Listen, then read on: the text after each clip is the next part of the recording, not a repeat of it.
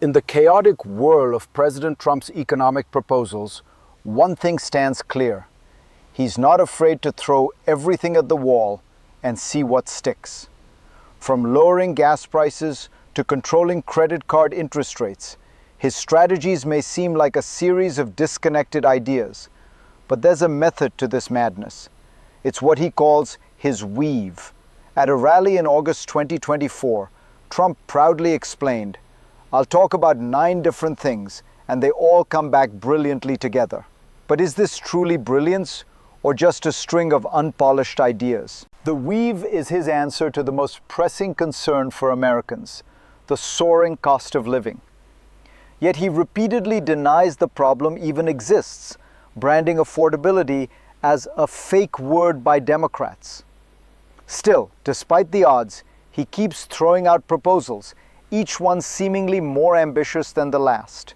Some are bold, like banning institutional investors from buying single-family homes to solve the housing crisis. Others are more far-fetched, such as pushing for Venezuelan oil to ease domestic prices.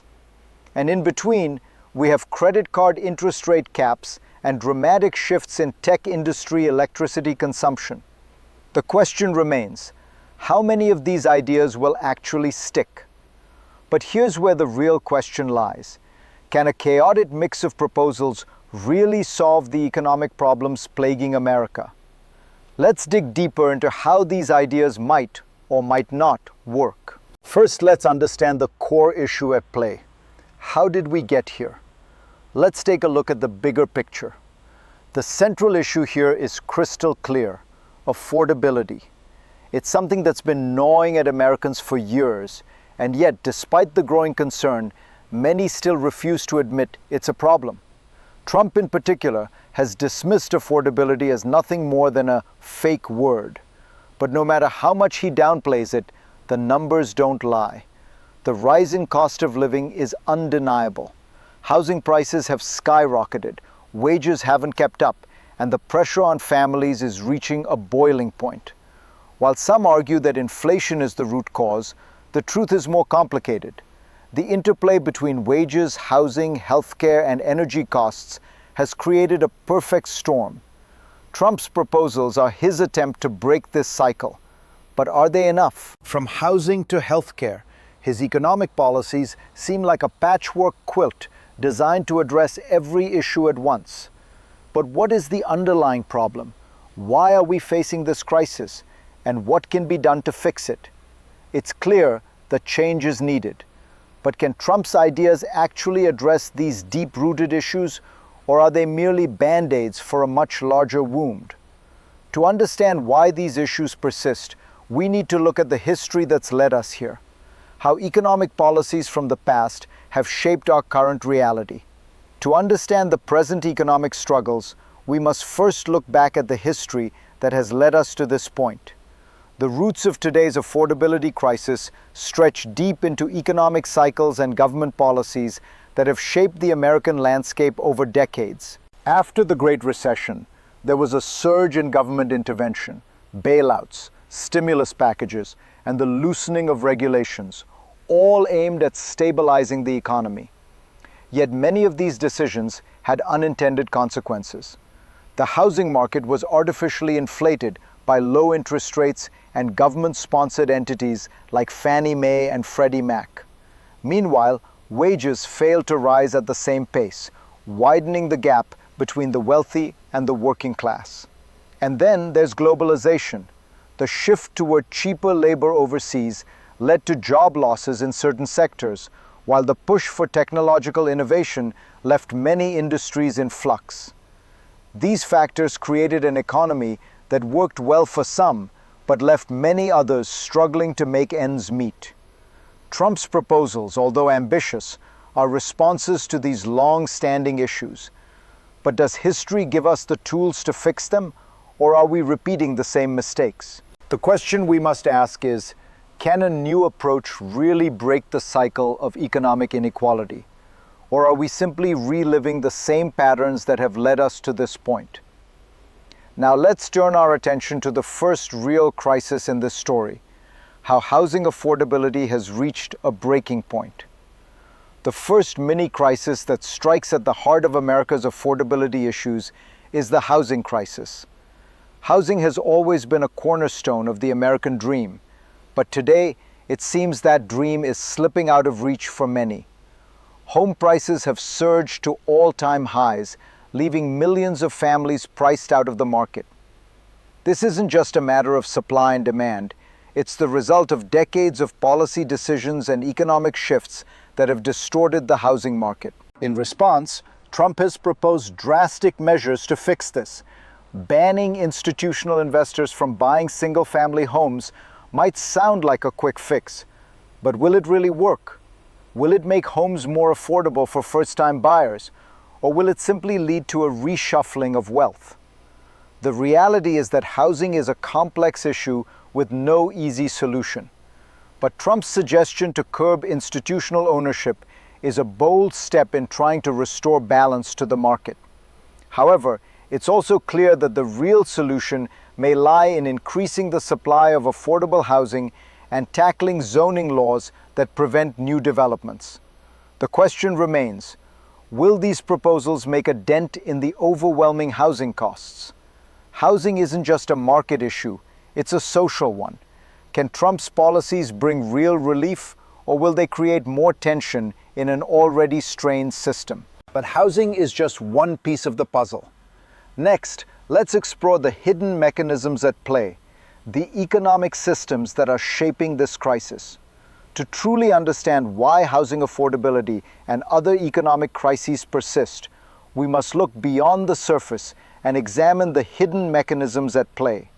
The economic system is a web of interconnected factors that influence each other in subtle ways, often without public recognition. One key element is the role of institutional investors in driving up housing prices. Large corporations, private equity firms, and hedge funds have increasingly turned to real estate as a stable and profitable investment. This has led to the phenomenon of corporate ownership of single-family homes, which has a direct impact on housing affordability. As these entities buy up properties, it creates a bidding war that drives prices higher and pushes out individual buyers. Additionally, we must consider the broader financial system. Policies that allow money to flow freely into certain sectors, inflating asset bubbles, while other sectors stagnate. Interest rates set by the Federal Reserve have a profound effect on everything from mortgages to investments. Lower rates encourage borrowing, but they also drive up asset prices.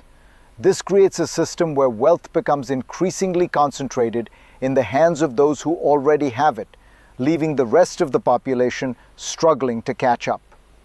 Trump's proposals to change the system, such as pushing for Fannie Mae and Freddie Mac to purchase mortgage bonds or targeting oil prices, are attempts to disrupt the entrenched system. But these measures might be mere band-aids for a system that requires deeper structural reform. The economic system is complex, and the solutions may not be as simple as they seem.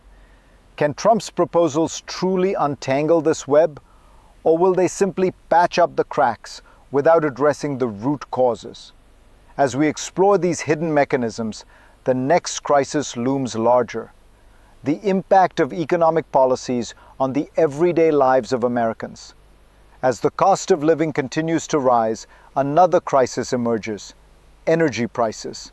Specifically, the price of gas has become a thorn in the side of many Americans, driving up the cost of transportation and everyday goods. As if on cue, Trump has stepped in, pushing for more aggressive energy production policies, including a controversial call to drill more oil in Venezuela. This push comes as the United States faces an energy crunch exacerbated by global supply issues and growing demand, especially from tech giants. The idea of increasing oil production in Venezuela, a country mired in political and economic turmoil, raises serious questions. Can this plan really lower gas prices for consumers, or is it an unrealistic proposal based on geopolitical pressures? Moreover, Trump's recent meeting with oil and gas executives reveals the challenges in executing such plans. The reaction from key industry leaders was less than enthusiastic, with ExxonMobil's CEO even calling Venezuela uninvestable. Trump's response? A pointed remark that he would be inclined to keep Exxon out due to their reluctance. So what does this all mean for the everyday American struggling to pay at the pump? The energy crisis is deeply tied to global markets, but domestic policies can still make a difference. Trump's proposals are an attempt to address energy prices head-on, but whether they will succeed remains uncertain. Energy prices impact all of us, but can Trump's ideas truly ease the burden, or will they merely add another layer to an already complex problem? The real question here is, how do these economic policies impact the American people on a daily basis? Let's look at the consequences on the ground. At the heart of every economic crisis is its impact on ordinary people, the working families, the retirees, the middle class, and the marginalized groups who feel the squeeze of rising prices and stagnating wages. The policies that Trump proposes, from curbing interest rates to expanding oil drilling, may sound promising in theory, but how do they affect the people on the ground? For the average American, the soaring cost of living is a daily struggle. Gas prices, housing, healthcare, each of these hits hard. And it's not just the price tags that sting, it's the feeling of being left behind by a system that seems to cater to the wealthy and the corporate elite. When Trump talks about lowering credit card interest rates, for example, the idea may resonate with many who feel the weight of high debt. But the reality is more complicated. While capping rates might sound like a win for consumers, it could backfire. Credit card companies may limit credit access, impose higher fees, or eliminate rewards programs, ultimately hurting the very people the policy aims to help. Then there's the question of housing affordability. Trump's push to stop institutional investors from buying single-family homes is a move designed to make housing more accessible. But will it make a significant difference for first-time buyers? Or is it just another quick fix in a system that requires deeper reform? For many Americans, owning a home is a distant dream, and policies like these may not move the needle enough to change their reality. The true measure of any economic policy lies in its effect on people's lives. Can Trump's plans truly ease the burden, or will they simply keep people trapped in a cycle of inequality? The economic ripple effects go beyond the borders of the United States. Let's now take a look at how these policies impact the global stage. The impact of Trump's economic policies doesn't stop at the US border. The global economy is deeply interconnected, and the decisions made in Washington reverberate around the world. For example, Trump's push for increased oil production in Venezuela isn't just about lowering gas prices for Americans. It's also about reshaping geopolitical power dynamics. Venezuela, with its vast oil reserves, is a country in crisis. Its government is unstable, and its oil infrastructure is in shambles. By calling on American oil companies to tap into these reserves, Trump isn't just offering a solution to US gas prices, he's attempting to reconfigure international oil markets. But this is a risky game. Venezuela's oil industry is far from reliable, and the political fallout could be severe. The reaction from oil executives, including ExxonMobil's CEO, reflects the complexity of the issue. Venezuela is an unpredictable and volatile region. On a broader scale, these energy policies could have a ripple effect on global oil prices and affect relationships with major oil-producing nations. While Trump's approach might work in the short term, it could strain diplomatic ties and have lasting effects on global stability. As the global economy becomes more interconnected, the question remains, can America's domestic policies truly navigate the complexities of international relations and energy markets, or will they trigger unintended consequences? As we look at the global ramifications, it's essential to consider what the future holds. Let's explore the three potential scenarios for the road ahead. Looking ahead, the future of the American economy, and indeed the world, seems fraught with uncertainty. Trump's policies, while bold, may lead to different outcomes depending on how they're implemented and how the public and private sectors respond. Let's examine three potential scenarios for the future of Trump's economic vision. Number one, the best case scenario, a booming economy. In the best case scenario, Trump's policies successfully rein in inflation, stabilize energy prices, and make housing more affordable. His push to cap credit card interest rates and regulate institutional investors might have unintended positive consequences, making life more affordable for millions of Americans. A thriving economy could follow, with increased consumer confidence, more jobs, and lower costs of living across the board. The US could emerge stronger on the world stage, leading the way in energy production and global economic recovery. Number two, the middle ground, stagnation with sparks of progress. In a more likely scenario, Trump's proposals may lead to limited progress. Housing might become slightly more affordable, and some of his energy plans might help stabilize gas prices. However, long-term systemic issues like income inequality, healthcare affordability, and global trade imbalances could remain unresolved. While there may be positive effects in certain sectors, the economy could continue to struggle with deep-rooted problems and public frustration could grow. 3. The worst-case scenario, economic chaos. In the worst-case scenario, Trump's unpredictable economic policies could create more harm than good.